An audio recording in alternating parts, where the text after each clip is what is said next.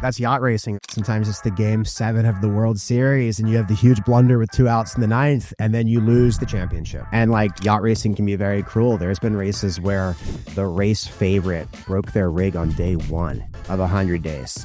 And so to even get the chance to honestly make it 80% of the way around in 3rd place, that's the cool thing about doing a race and I even articulated it during the race. It was like, you have to live every day like it's your last because you never know. The race can end for you at any moment. And unfortunately, mine ended early, but we're going to come back and do it again and do it better. That's the only goal. Sometimes you get knocked down in life and you just got to get back up. Having a beer with Fred is really about getting to people's passion and what makes them tick. Having a beer and having honest, frank, clear conversation that inspires our audience is what it's about. Hi guys. Cheers. So this show, having a beer with Fred. Of course, people will remember Ronnie Simpson, the world class sailor that we had Shipyard Brewing Company ship. And one of the on Shipyard Brewing, we have over 22 videos of you sailing around the world and racing around the world. And it must feel a little surreal, Ronnie, for you to even talk about that right now. I mean, that was, in some ways, it feels like it was so long ago and feels like a former life. But now that we're getting ready for round 2, it just feels kind of on brand and pretty relevant. So for those that don't know, yeah, I've got a new boat to go do the Global Solo Challenge again. And we're actually going on our first sail on the new boat tomorrow. No kidding. Just put the boat back in the water, put the new sails on, and kind of getting that whole thing ramped up again. So pretty exciting, actually. I was living in Hawaii back in 2022. I came here to pursue this round the world race, the Global Solo Challenge over in Spain. So I came here to pick up this boat and pursue that. And then a year later, I was back here making my final preparations, and I met Marissa actually 2 years ago yesterday, June 30th. And met her 2 years ago yesterday and fell in love. And so after my first round the world race, which you sponsored, and unfortunately it didn't end the way that we wanted it to. Well, you made it back. So moments that was what we were praying for at one moment for sure. But I came back here and threw down some roots in Portland, Maine, and getting that going and getting ready to do the race again. So the funny part when we had the original party kind of kicking off, the fact that we were going to sponsor and try to get some more excitement, I introduced Marissa as your girlfriend, and her dad hadn't even really met.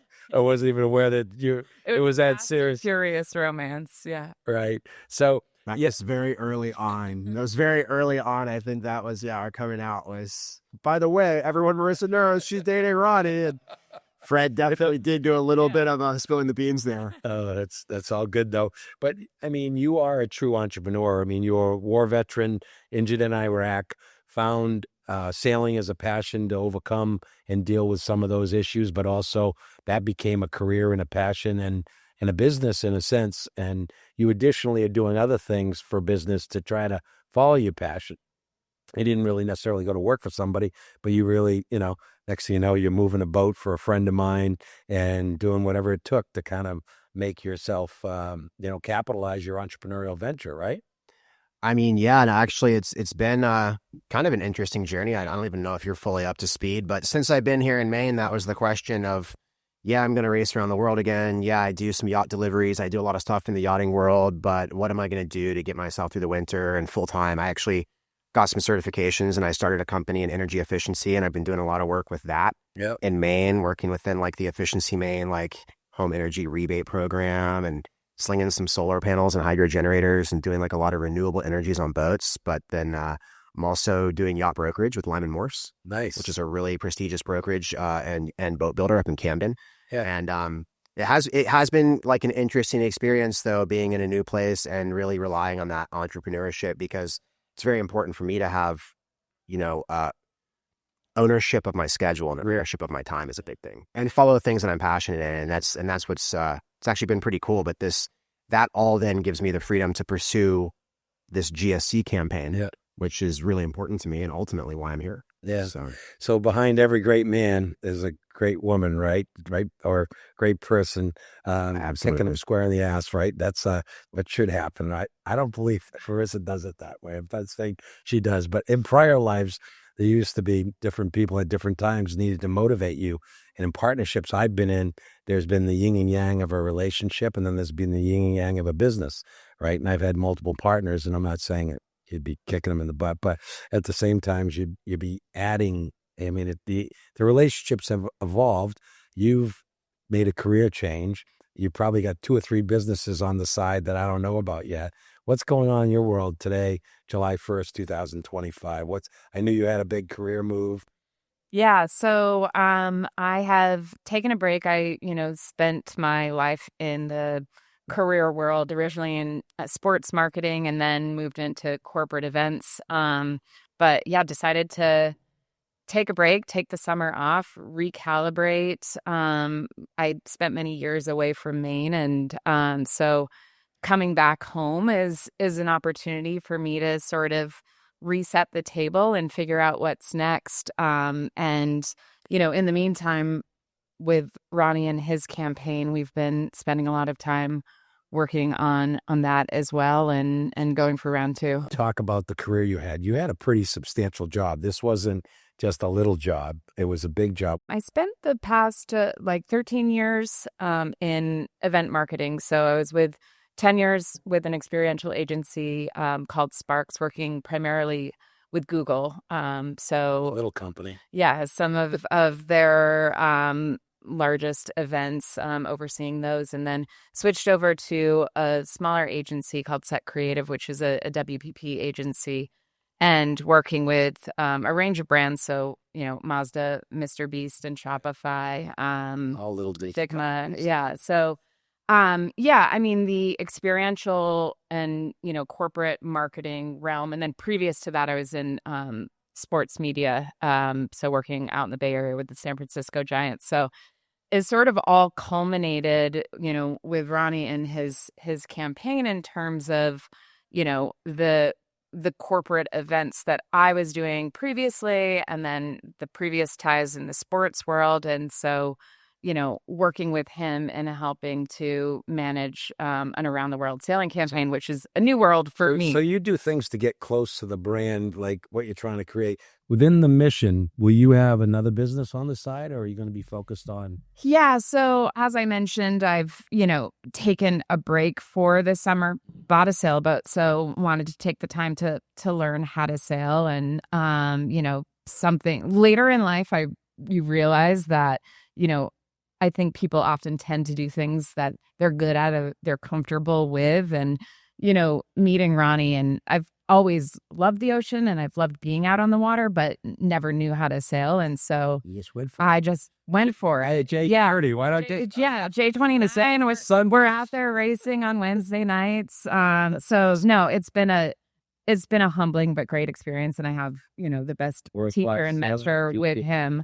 But yeah, so but otherwise, similar to Ronnie, one of the things that in terms of, I think, the next phase in working for myself, or, having autonomy of my own time and schedule is really important to me as well in this next phase and iteration. And so, but taking the time off to, oftentimes I think people just go into the next thing and keep going. So taking some time off to, fortunately I had the opportunity to take a break from the working world to read. And you really are doing that, because I questioned whether that would on. Well, as I've quickly learned as a boat owner, that takes up a lot of time. So, and yeah, with Ronnie's campaign, I don't have as much free time as I thought, but yes. Let's talk about the campaign. What do you expect that to be? What do you hope it to be? Yeah. So in meeting Ronnie 2 years ago, what was it, like 6 months, not even prior to his first race, he had, it was a very accelerated timeline. It was a very accelerated timeline. And, he had done such an amazing job of, pulling that together on his own. And we met. I was just incredibly inspired by him and what he's doing. And that's honestly how we got connected, because I was like, Fred, you have to meet this guy. But one of the things, as I dived into that experience head on, is while it's a solo sailing campaign, and he did a lot of that on his own, but, garnered support to really have a successful campaign. You really need a full community. And so, Ronnie coming back and Maine being such a great community, we had the opportunity to have a little bit more time, but also that foundation to really bring community together and make this, not just a solo effort. Yeah. As a business person, as an entrepreneur, you try to go, I always say it's like timing, it's location, location, location, it's perseverance, and then the people you surround yourself with, right? Like who is part of that team. And, Maine's had, Dodge Morgan, who sailed around the world, or at least attempted to. I'm not sure he made it all the way around. Yeah. Was it? And I remember being at the governor's, he had a talk up there before he left. And then Bruce Schwab, who we are all friends with, and, Shipyard was involved in, I think, 04 when he set sail and did the Vendée race. And now you're here. And Portland is a great community. Maine's a great state for maritime heritage. And, it's such a dynamic, but as far as big companies that spend a lot of dollars, there's not as many of those, right? So getting to meet those people, when's the best time? Like, I know you're going to get involved in some sailboat races this year and maybe try to meet players that might have companies or individuals that might want to support what's happening. Yeah. So, we have a few different strategies. I think our first incentive is really just to get Ronnie's story out there. It's anybody who meets him or learns about his story and what he is doing is, I think, instantly on board. But like you said, the dollars are a whole other story. But where, coming from my background is like, I know corporations have the ability to write big checks. And so we would certainly love to find that. But in the meantime, we can build dollars, we can build awareness, and get, that initial groundswell going, in order to keep this campaign going. That's great. Yeah. Last year, I was fortunate to hear your talk up at the Booth Bay Harbor Shipyard Regatta. I guess it's this year, it's the 19th and 20th. And then I think they race in Camden, and there's the Mohegan race. There's the number of, world-class experiences where the target market might be people that are passionate about sailing. But there are people like Chris Poole, who's reached a high level and, Maine Maritime grad. And, his family has a lot of heritage in the Portland area. And, he's really impressive in what he's done. You're at a similar level. You're a veteran. You're a guy that's served your country. There's a lot of reasons and touch points for people to get engaged, which is what touched me. And also meeting you and seeing your passion and perseverance and lessons. And I think your ability to reach out to younger people and inspire them to, persevere, follow their dreams, I think is really, really passionate, really positive. And I think the more you do that, and obviously promoting, what do you feel for events you'll do, or are you going to do it more with social media, or are you going to, what are your thoughts there? Yeah, basically, like when we say campaign, there is going to be like a bit of a tour component to that, mostly really this year being the first year of the campaign. Again, I just bought the new boat, just put the new boat in the water, just starting to sail it actually tomorrow. But yeah, we are going to be doing some like speaking events here in Maine at different yacht clubs, and then like bouncing down to Newport in September, Newport, Rhode Island, and then Annapolis, Maryland in October, go to the boat shows there, do some like public appearances, engaging with sponsors and the public, and sailing with some veterans and sailing with some kids groups and junior groups and other yacht club groups, and like a number again of like yacht club speaking presentations, but also, just did our first magazine article yesterday with Maine Boats, Homes and Harbors, and have a few things lined up with local press here. And now that the boat's actually up and going. How much money, everybody wants to know a dollar sign when they envision like, oh, it's a capital raise, or it's this, whether you're buying a building or whether you're doing whatever, it's all about, what do you feel you need? What do you feel you want? What do you $1 million. $1 million. So, which actually is, I think it's an incredible opportunity. typically when you're talking about like professional sports, especially, they're going to have global implications and global brand awareness and actually international and worldwide reach. You look at funding, say, an F1 team, or you look at funding even one salary of one professional athlete in any of the big sports. You look at sponsoring a big event, sponsoring, I think, a global solo challenge campaign where we can have like a larger title sponsor, a number of smaller regional sponsors, and then some private backers as well. I think it's a very reasonable ask. I think that the big part is really going to be connecting the dots and building the value for the brands that are going to end up underwriting this, because we have to build value for the Shipyard Brewings or the companies that are going to come in as the sponsors. You know, a lot of people, like we always talk about, say like LL Bean, like we'd love to get some of these like bigger Maine brands, you know, Sea Bags of Maine, like these companies. There's so many companies in Maine, even stuff like with my military connection as well, you know, like say like a Bath Iron Works or someone that does some government contracts. I think that like here in Maine, you do have a very receptive community to it.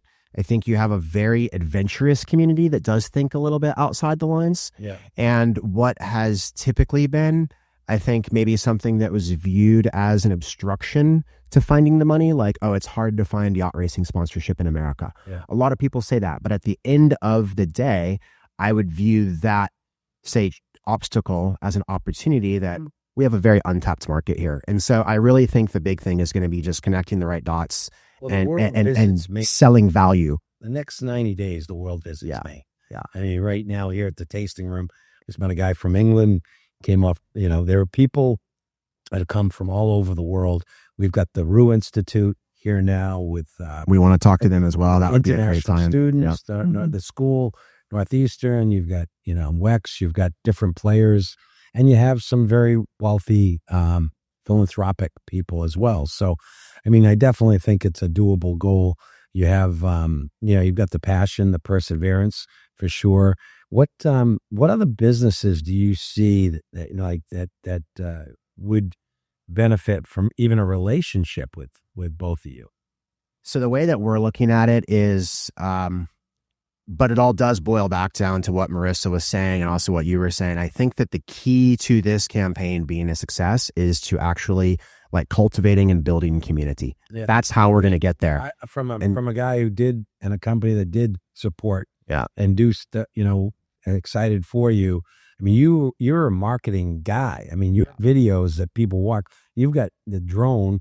I mean, you're out offshore 700 miles or wherever you were doing drone videos and doing interviews on the boat. Well, and then even literally while the boat, you know, is off the coast of Buenos Aires, you're filming as you give up without any hope left to, you know, you're still trying to figure out if you can save the boat, which the spirit of Shipyard Brewing is out there somewhere. And I kind of feel, you know, a unique connection to you as an individual, but also that experience, which, you know, I felt like I kind of jinxed you. I go, okay, third place, he's probably going to be, you know, catch, and maybe we got, and then all of a sudden all these other things happening off.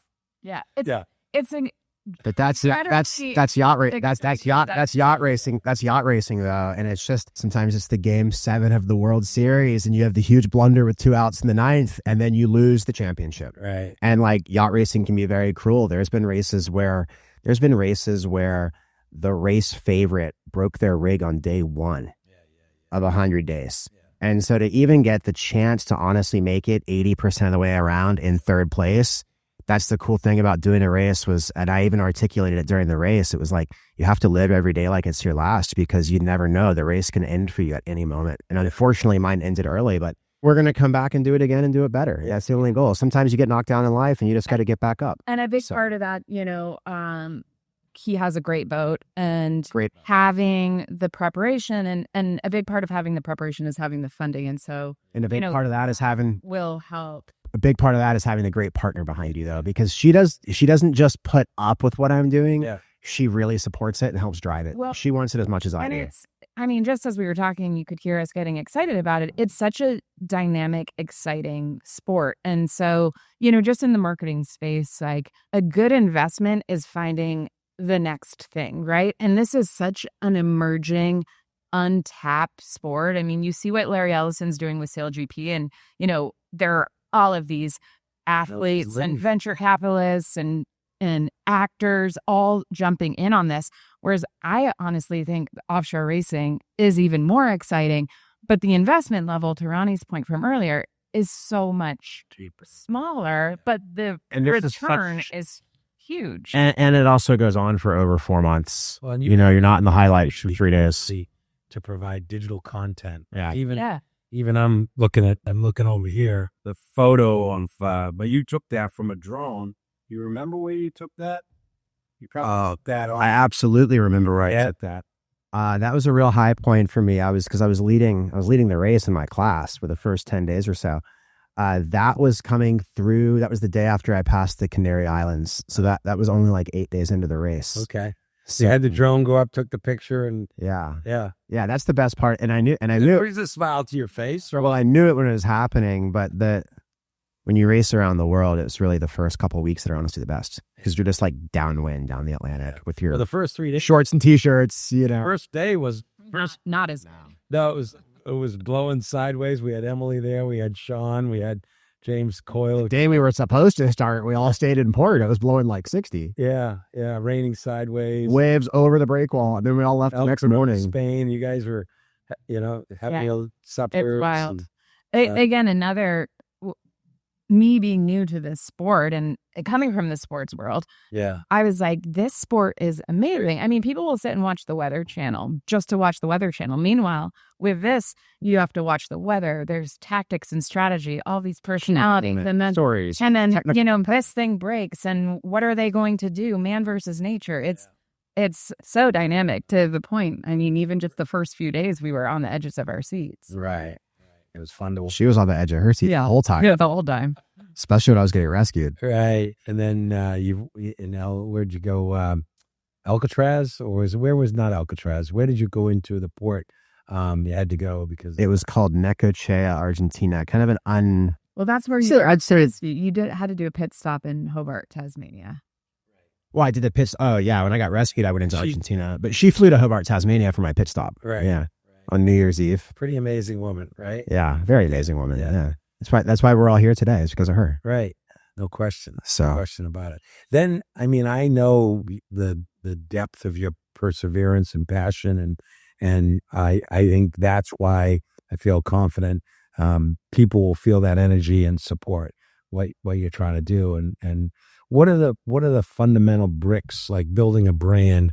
We talk about building. You're a very strategic person. I mean, both you are. In building this brand, is it Ronnie Simpson again with Ronnie Simpson Racing and building off that, or are you evolving the brand? Because the first few videos that I saw, you had a pretty powerful message. Is that message being evolved, or are you trying to now base a new message from Maine, or the evolution of that? Honestly, that's been a little bit of the challenging part because, the sports sponsorship world is a bit adjacent for me. So this has been a learning experience in working with Ronnie and us figuring out the best approach to all of this. Ronnie is the brand and Ronnie Simpson Racing is the brand. And there's so many things that he stands for. And so for me, at least, that's been the challenge. It's like, there's so many directions we could take this in terms of the value and message that he brings, everything from, him being. Yeah. But even if you remove me from the equation, you still look at like, okay, say you completely remove Ronnie's likeness from the equation. You still have the premise of a Maine-based global ocean racing campaign that will go over to Europe and take on against a lot of very good sailors from around the world, both male and female.